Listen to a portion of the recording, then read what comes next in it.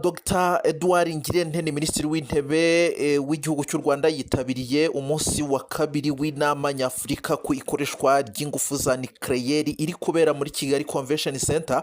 ari kumwe n'abandi bayobozi bagiye batandukanye nka mugenzi we wa Niger, minisitiri w'intebe wa Niger ni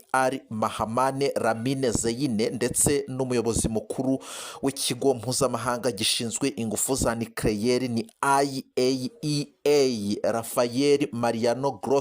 Aho muri Repubulika Iharanira Demokarasi ya Kongo ihuriro AFCM 23 twirwaneho rirwanya ubutegetsi bwa Kinshasa cyangwa se bwa Perezida Felix Tshisekedi, barashinja iyo leta ya Kongo kurasa ku ndege ya gisivile Minembwe mu ntara ya Kivu y'Amajyepfo, kurasa ku kibuga cy'indege cyaho,